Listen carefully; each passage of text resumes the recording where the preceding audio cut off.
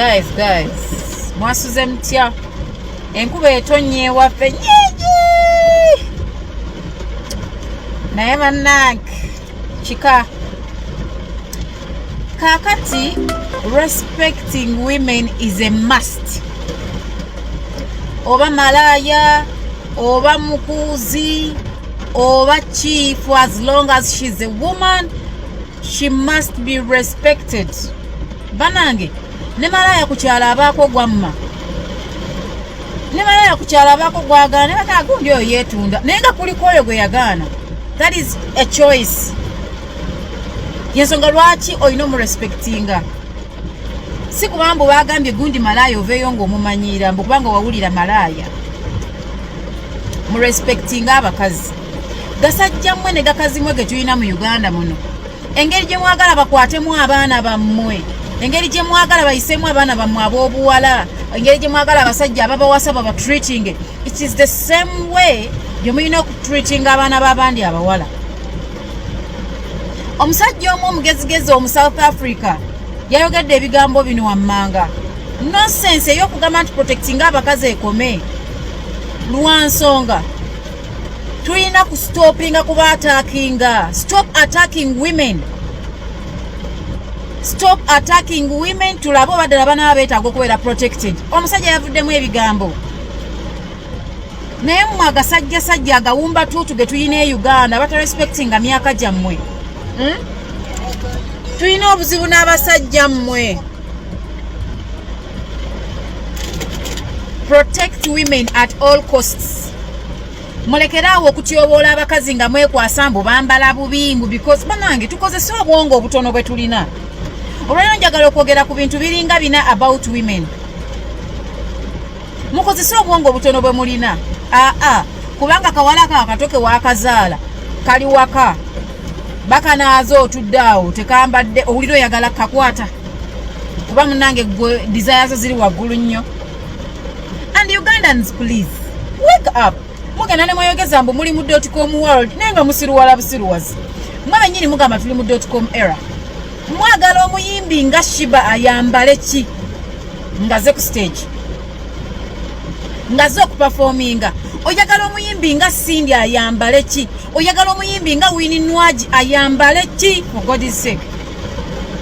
Ataze kukwanjula. Because ne webambaga osobola okwambala akantu koyagala. Oyisa omuntu to entertain the crowd oba your guests. Omumanyi nti Sheebah ayambala bukete. Temugenda kutyobola abakazi nga mwekwasa mbu bambala. Lwaki temugenda ne mukwata abaana abato abali mu malwaliro abali eka? Lwaki temukwata abaana bammwe be muzadde kubanga nabo babeereka nga tebambadde empale? That nonsense must stop. Respect women at all costs. Nagasajjasajja agakulu agatafa muwangaliddewo. Bazadde baffe baafa bato mwagasajja agasiru muwangalidde ku duniya kuno. Temusobola kuwa myaka gyammwe kitiibwa musigadde kugenda mu ntaana. Emyezi emitono b'emyaka emitono gy'olina kyusaamu ku mpisi. Kuva mu buvubuka yenneeyisa y'emu paka ejjo ly'abalamu. Onoomala genda magombe mwagala tubakubirenga bugombe mumanye nti mukuze murespectinge ku myaka gyammwe. Respect women. Respect women at all costs. Tukoye nonsense oyo gwe muwanika mbu bambala bubi. So what? Bwayambala bubi nagajja ng'omukwata. Mufuge bye muyita engalo ebyo. Wamuyise to entertain azayimbe ate bwetyoboola. Bafide mulekeraawo zikola. N'emyaka gyammwe gyegyo bye muliddeko bimala temututama. Oyagala omuyimbi nga Cindy gwe Munnayuganda avuma Cindy, gwe Munnayuganda avumirira Nwaji, gwe Munnayuganda avumirira Sheebah ayambale gomesi ya mama Nandujja ajayimbe baby nkwata bulungi ng'ali mu gomesi. You're the same. Obula Bannayuganda muli fake. Bannayuganda muyina enkwe. Muyina obukyawe eri abantu abammwe. Just because abamu mubamanyi mwabeerako mu line y'emu n'afubutuka n'akuleka. Muganda wange, it is very normal. enteekateeka za Mukama Katonda zaali bwe zityo nti Sheebah ajja kukuleka oba oyagala oba toyagala. Ne bw'oli muddako n'omuvuma emisana n'ekiro, you will never become her or anyone else. Okujjako gwe eyo energy gy'okozesa okuvuma Sheebah oba Winnie Nwagi gikozese weeyongereko. Muva mu bintu by'okuwala n'abantu bemumanyi oba mwali mumanyi ne babaawukanako ne bagenda.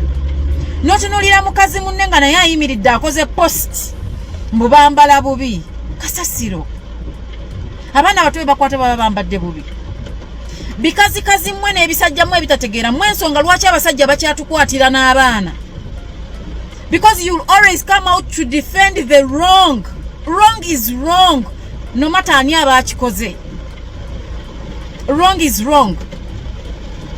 Abakazi abatambula mu owina abasajja bakwatirira baba bambadde bubi. Abaana b'amasomero baba ku masomero abasajja ne babakwata baba bambadde bubi. Dakazi mmwe biri mala batuukako ne mulyoka mutegeero manyi mutegeera mwosa.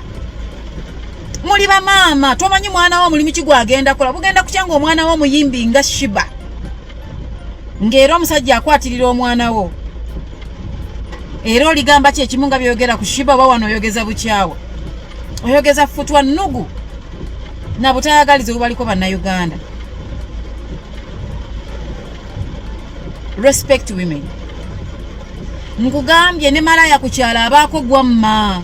Ne manyala ku kyala abaako gwagala nti ono muganye. Naye nga towulidde bakugamba oyo malaya yeetunda n'agaana okuguza.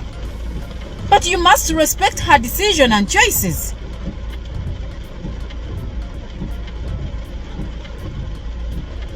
Banange bantu mwe abalowooza nga muyosa mutama. N'otunuulira nakazadde w'eggwanga nga naawe owagira n'ogamba kati oba ono bamawe lwaki teyamuleka n'atamutuzaalira. Bakuzaalira kiggwa okutumenya. Uganda mwe mugifudde ekizibu. Agasajja gakyakwatirira abakazi. Agasajja gakyakwatirira abaana bammwe. Agasajja gakyakwata abakazi n'abaana. Luwandowooza zammwe. Omusajja bw'akwata omukazi mumudifendinga.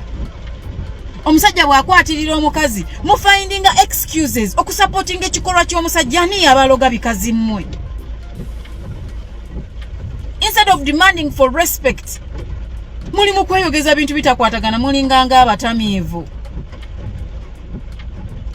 When a woman is sexually abused, n'avaayo n'ayogera omukazi gwe mukondeeminga. Mwe muleese bino ebikolwa okweyongera bwe bali mala okukwata agaana gammwe nga mwasaamirira. Ngolo mwagala ensi eyimirire nammwe. Mwe mwagala twogere lulimi ki? We must demand for respect. Oyagala Sheebah yambale ng'omukazi atunda ennyanya mu katale otegeera. Ng'ate abantu be bamu mmwe mulaba basilindi yon, temuva ku video zaabwe, temuva ku video z'abakadi bees, temuva ku video z'abakazi abakabi abambala obuntu. N'ebifaananyi mwabikuba ne mubipostinga mu mayumba gammwe biri omwo binene. Lwaki abo mubalaba? Why do you download their songs? Why do you play their music? Ate mudde ku bannayuganda abammwe nga mubenyini mugala tugenda mu .com world ate muli awo musinika binnya. A woman must be respected regardless. Oba ayambadde ate oba ayambadde eyo ye choice ye y'okwambala kye yayagadde. Takugambye nti neetaaga galogo omukwateko. Mwe gasajja mu agakulu agali mu bonasi y'emyaka agalemedde ku duniya gatafa. You deserve painful death. Namwe ebikazikazi ebirowooza nga abatategeera nga naye muli bannakazadde muzadde. Mulinde agaana gammwe mulabe ekirivaayo. Bwe bali bakwatirira, bwe bali bayisaamu amaaso, bwe bali ba abusinga, mulida ne mutunyumiza emboozi y'emu. Ani yagambye mbu Sheebah olw'okuba nga ayambadde akantu azze okupafominga ayagala omukwateko. Bw'aba ayagala kwetunda tamanyi wa kulaga. Tamanyi wa kukubira ssimu.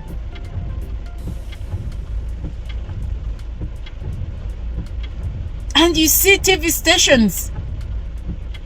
Nebu obambu yite butya. Nebu amateur presenters obugala. Because that is who you are. Namwe mwenyini mwambala skimpi. Kyamugamba abasajja baje babakwatire mu studio kubanga mwambadde skimpi. Nenga namwe mudda ku mukazi munnamwe mwasa.